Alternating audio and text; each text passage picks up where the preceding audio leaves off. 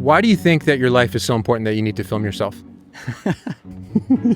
Should I go down a step? Probably. My biggest mistake was not recording. Okay. What do you make? Like a year? That was a hell of a question right there. Put me on the spot right off the bat, dude. Is that what you look like when you shoot? I hope not. Whoa, what is that? mic. Why is your mic so long? Okay. Did I just teach I just got iJustine a this. piece of technology? got this. Oh my god, this is even cooler than I thought. Those drone shots of you in the truck while driving, always an automated, pre-planned, pre-programmed. Every time. There's always a spotter. Yeah, so there's someone with a visual line of sight consistently through the shot. Yo, friend, we are here at Sony Condo Trip. And usually when I come to these events, my favorite part is connecting with people. I love connecting with other makers. That's one of my favorite things in the world. And I wanted to take some of the conversations that I love having with people and bring that to you at home, ask them the hard-hitting questions, the advice that they'd love to give their younger selves. I'm fired up. Let's just start chatting with people. What is a piece of advice you'd love to have given your younger self? When you have the idea, make it right away. I don't know if that's true for everyone, but I find I don't know that it's my best work, but I know that if I don't do it right away, it just gets shelved. And the likelihood of me ever picking it up again just drops off of a cliff. The most overrated piece of gear I have ever bought. The Inspire. I bought the DJI Inspire 1 with like the $15,000 kit, like the upgraded camera, the upgraded for no reason. One of our guys crashed into a building. Honestly, the most overrated has been a drone, low-key. We went crazy for drones for a season. I feel like every critic is like, drone. Where's the next one? I'm like, I don't even use my drone at all. Probably a filter. A filter? A specific filter from a specific company that does a specific thing that I did not need. That's all I'm going to say about it. I purchased one of those things where like you take a picture of a square, you set your camera settings based off of it. Anyway, I never use it. What's a trend that you're embarrassed to have hopped on? Trend I'm embarrassed. I did a YouTube ad for hair loss supplement when I have a full head of hair. So that was probably my lowest moment there as a YouTuber. What is a piece of advice that you'd love to give your younger self?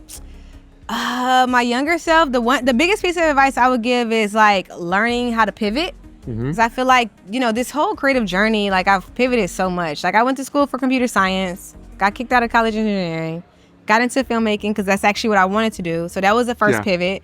Then I moved from St. Louis and was like the first in my family to leave, to come all the way to California with no job and just a dream. That was just another pivot. And then I went from, shooting behind the scenes to doing content to being a DP. All those are pivots, and I've just been like enjoying the journey. So like, we're all forever students. So just enjoy the journey, learn how to pivot, and it grows you. You gain the skills every single time.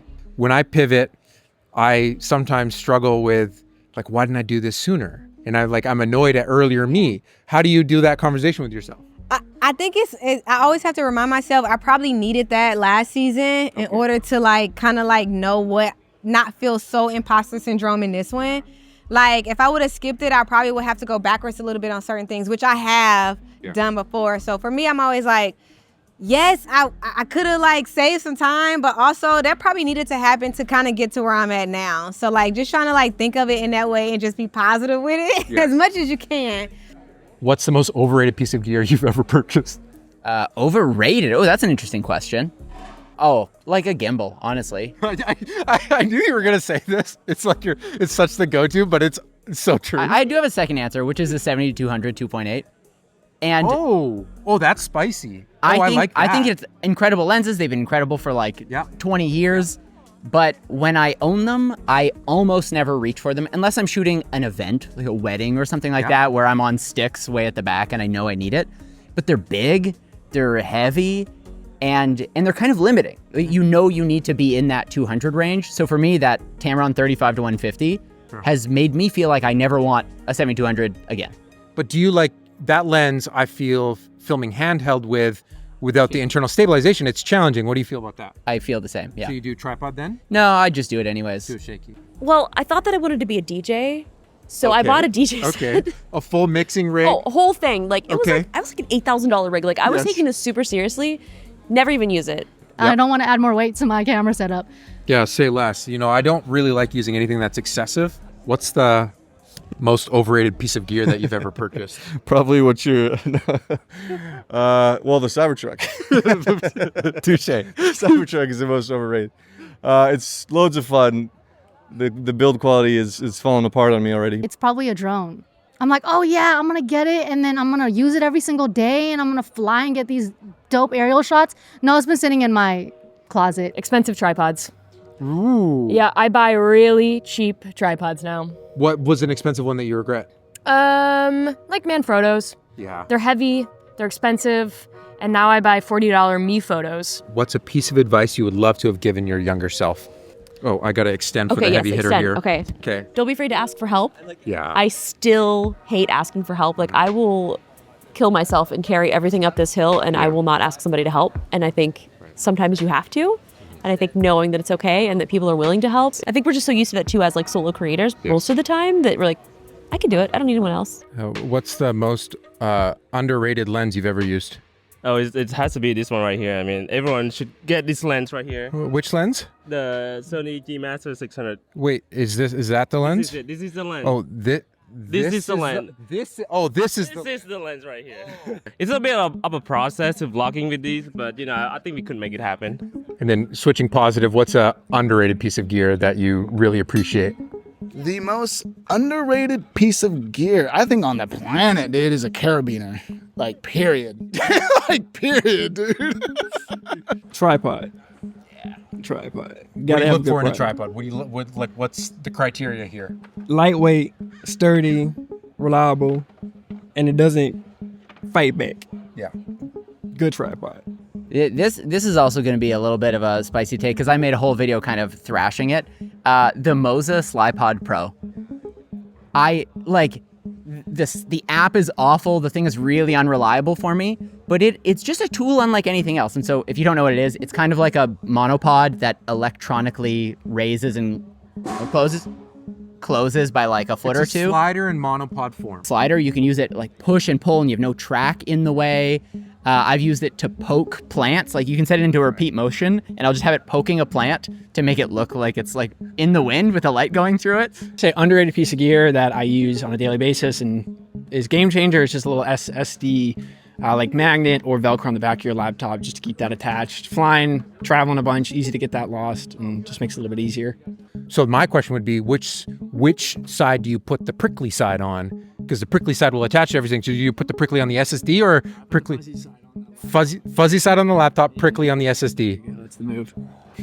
Wow, this is life-changing advice, actually. Yeah, there you go. Did you ever want to give up? For sure. It's super easy to feel shame and to feel not good enough, to not feel worthy, and to feel all of these insecurities and these things of, I'm not supposed to be successful. I'm not supposed to experience this, or these things are out of my reach because of X, Y, Z. And it's really easy to play the victim, and that becomes a state of mind itself. And when you enter that state of mind, it becomes like a program, and your subconscious mind will run that program over and over and over until you consciously make the decision to break it.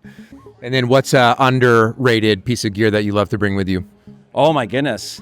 Underrated. That's a good question. For me, I'd say, again, especially because I focus on wildlife these days, I'd say one of my monopods with a specific Wimberley monopod head. So what it does is it gives me the feeling of shooting with a gimbal with, 3 different axes of movement, but within a much smaller setup. And so instead of bringing my big tripod and a gimbal head or a fluid video head, I can use a setup like that in the field, in the moment, and be able to get incredible stabilized content. 2 things. I really love my tripod. Yeah. Like my Peak design, I take it everywhere. Like, and it's, getting back to the basics and learning, just really using your tripod. And I love that. But like one, I would say specifically with my FX3, I really love the audio handle. Why does using a top handle help for better handheld? Because it makes a difference. Yeah, it does make a difference. Like if I'm just holding the camera itself, it doesn't give me like a lot. Like for me, whenever I love doing a dolly shot, like that's one of my favorites. And you need wide angle push in. Yeah. Yeah. Low to the ground. Yes. And you gotta have a handle for that. You just have to. And so like, it just allows you to get angles that you probably wouldn't be able to get if you had to hold the camera physically. I love my tripod. I love my ND filters. I love a good mist filter if it's harsh lighting. You'll actually shoot with a mist filter. I will if it's really harsh lighting. I think it's kind of fun to play with. This little tiny tripod. Yes. This is so great. And I have the wallet as well, so it just attaches to both of it. So I've got like my little tripod and wallet all in one. Like, when I saw the price tag of this, I was like, no shot. I'm not spending $100 on a magnet thing. But then I got it. I'm like, yeah, I should have bought this earlier. Fake design. You guys freaking nailed it with this. And it's so lovely. Just so satisfying. Oh, it's great. It's hard not to fidget with it all the time. I know. I keep making this a little bit loose because I keep fidgeting with it. So It's got the Allen key built in. Okay. Did I just teach iJustine a piece of technology? I just got this like okay, so push down. Shut up. This is even cooler than I thought. Yes. Oh, no way! So it goes in there and it's... Dude! You guys just saw this real time. So normally the stuff I like making is out in the woods, out camping, out in the snow. But it is so refreshing for me to be in this environment and seeing other people do what they do. It's so nice for me to be in a space with other people who are actually trying to make stuff that they're proud of and get it. Like, you don't have to explain yourself to people here because they know what it's like. And that's just, it's so nice because this experience can be so isolating trying to make stuff that you like. And I've been thinking, what is advice that I'd love to give my younger self?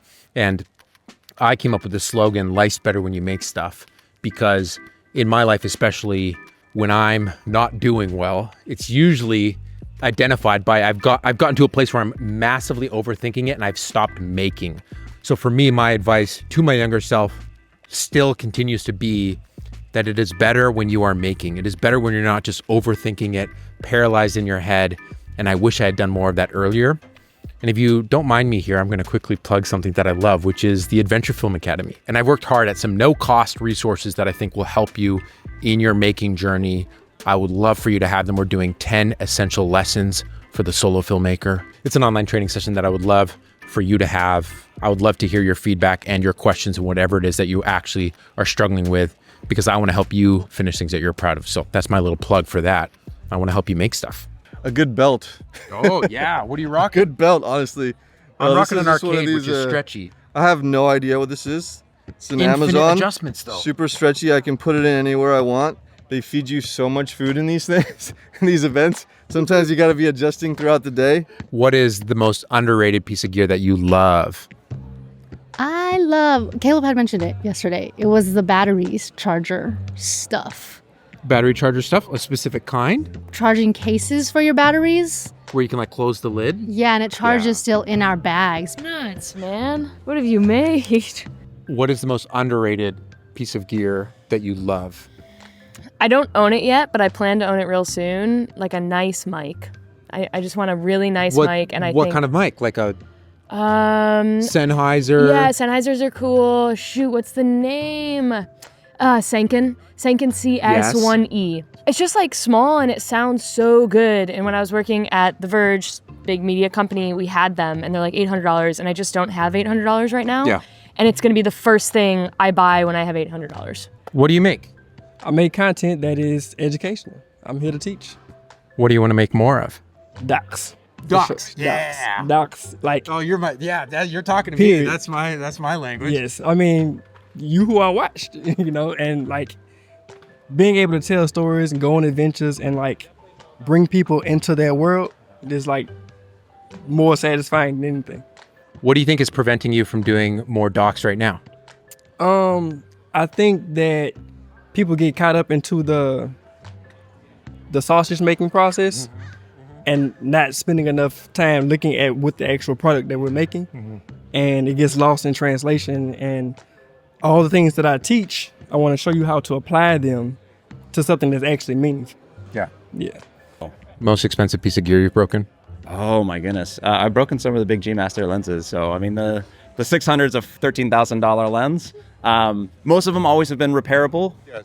In transit, I'll never travel with lens and camera secured. I've had too many times where bags have dropped and fallen and it's the weakest point of the connection and that can snap off. So I have them disconnected. What is some advice that you would have loved to be able to give to your younger self? Is to never stop learning and to create your own opportunities. And don't sit around waiting for them, because they're not just going to fall into your lap. You have to go out there, create your own opportunities. If you want to become a filmmaker and you know somebody with an interesting life, shoot a mini documentary on them. If you have a friend who's a music artist, shoot a music video. That's how you learn. You build repetition, and you just continue learning every single time. There's lessons behind the losses that we tell ourselves are losses, but they're not really, because you're learning every single time how to do better than you did the previous project. I think like not reinventing the wheel. I don't think I realized how well you could watch and learn from other people rather than just trying to figure everything out by yourself. Like there's no reason that you can't just take something that's already like structured and like use that as a base for something, whether it's business or whether it's like just learning a skill set. Like utilize the stuff that's like, take advantage of the easy stuff, and then because there's going to be tons of hard stuff. And I think I always thought I had to like do everything by myself and not take any help from anybody else. I'll probably just focus on what I enjoy doing. Don't follow trends. Don't try to make content because it does well. Make content because I truly enjoy making it. What do you make? I make YouTube videos. What do you want to make more of? YouTube videos. I love it, man. Yeah, it's a joy. What is a piece of advice you'd love to give your younger self? I would say you have nothing to worry about. Just keep going.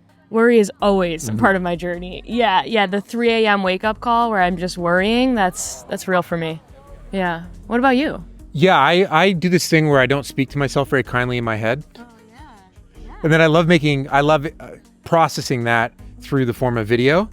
And it's fascinating the process of like, here's this thing that I've made about something that's important to me. It's just so fascinating how quick someone can be like, oh, that's simple. Here's the solution. It's like, well, don't you think if it was simple, I would have solved it?